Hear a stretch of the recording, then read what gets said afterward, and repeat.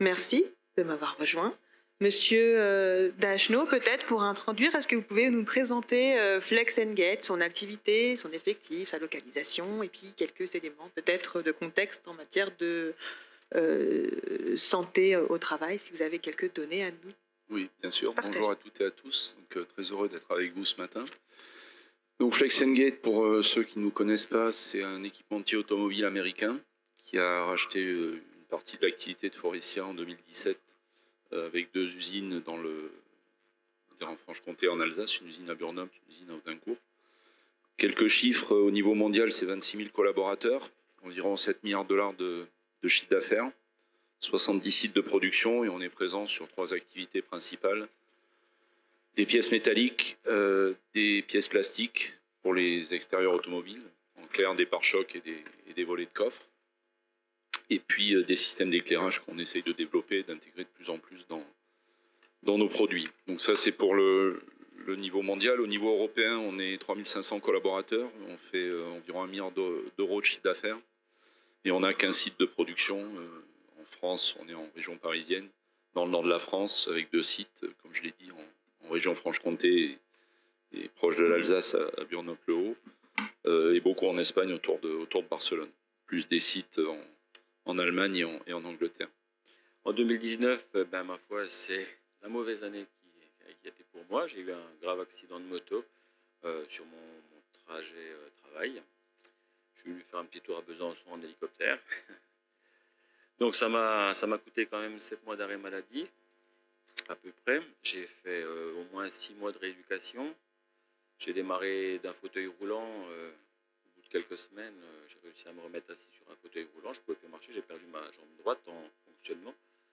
J'ai 2 vertèbres explosées et puis une petite cicatrice sur la moelle épinière qui m'a laissé des jolies traces. Donc, après toute cette année de rééducation, j'ai demandé un retour à l'emploi. J'ai fait une prévisite, j'ai demandé une prévisite au médecin du travail, merci Sylvie. ça a été validé. Et donc, j'ai repris mon activité en temps partiel, bien sûr, dans mon secteur, comme superviseur à l'époque. Sur un temps à 50% environ, c'était plutôt convaincant. Hein. Un temps partiel thérapeutique. Voilà. Quand on est arrivé à ce poste administratif en logistique, la question s'est posée de se dire est-ce qu'il ne faudrait pas aménager le poste pour qu'il soit un peu moins sédentaire, qu'il puisse changer de position à volonté. Au niveau du siège, c'était aussi compliqué parce qu'il a beaucoup de séquelles internes et des douleurs résiduelles variables. Donc, l'important était qu'il puisse changer de position. Donc, un bureau qui se levait électriquement pour pouvoir travailler assis, travailler debout ou en semi-assis au souhait dans la journée, c'était bien. Le plus compliqué a été de trouver un siège qui soit le plus adapté possible. Et du coup, c'est à ce moment-là que Cap Emploi est venu en appui. Oui, oui. C'est ça. Monsieur Étienne. Je t'oublie. Hein. Monsieur Étienne, est-ce que vous pouvez du coup expliquer le rôle de Cap Emploi, comment vous êtes venu en soutien à Monsieur Muller et à l'entreprise Flex Gate? C'est vrai, déjà de manière générale, le Cap Emploi vraiment a pour rôle d'accompagner et de conseiller l'employeur et le salarié sur cette démarche de maintien dans l'emploi. On a vraiment pour rôle de venir chapeauter, coordonner un petit peu l'employeur, le salarié, les différents fournisseurs, les partenaires, de chapeauter un petit peu le tout. Donc effectivement, c'est l'employeur qui m'a sollicité via l'intermédiaire de Sylvie, fin 2021, si je ne dis pas de bêtises. Parce qu'en effet, avec le retour de Stéphane sur un poste très administratif, s'est posé la question de qu'est-ce qu'on va pouvoir mettre en place pour lui permettre de retravailler dans des conditions en tout cas adaptées à sa situation de santé. Donc avec l'accord des différents partis, employeurs, salariés, médecine du travail également, on a pu lancer l'intervention. Au niveau de la démarche, donc il y a plusieurs étapes. La première, on s'est rencontré en entretien individuel avec Stéphane, donc à l'infirmerie, à l'entreprise.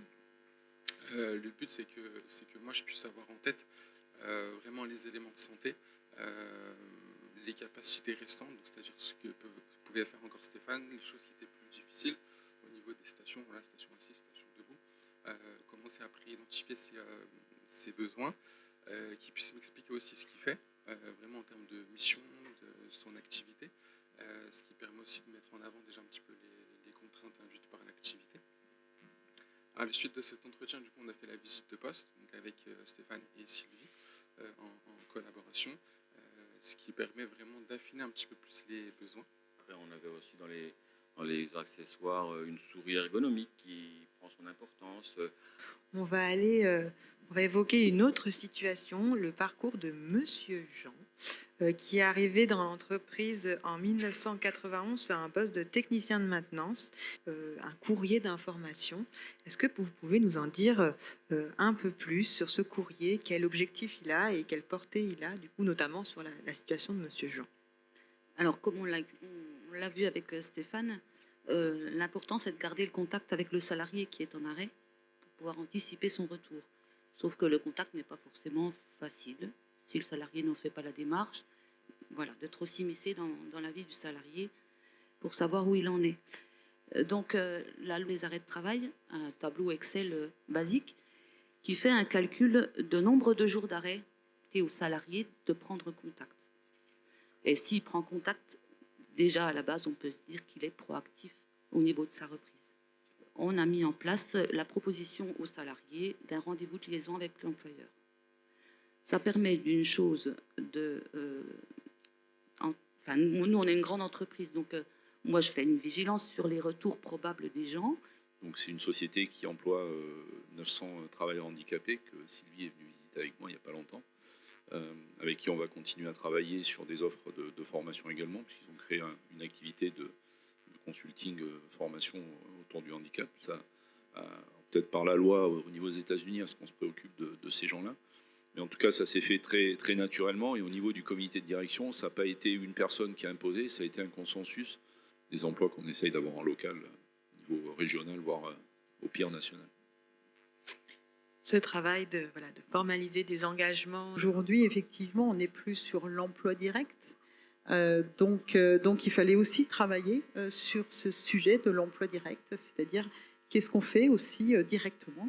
Se rendre compte que finalement, tous les établissements ne faisaient pas tout à fait la même chose, les procédures étaient différentes. Donc, ça a été aussi tout ce travail aussi de savoir comment on allait harmoniser en fait toutes ces procédures pour pouvoir suivre la situation et la situation de l'entreprise par rapport à son obligation d'emploi. C'est effectivement, comme vous le disiez, un accord plutôt groupe, dans lequel il y a 5 entreprises. Donc, c'était aussi de pouvoir informer, sensibiliser, ce que vous disiez, aussi le comité de direction et tous les directeurs des autres sites. Et puis après, concevoir un plan d'action qui était adapté.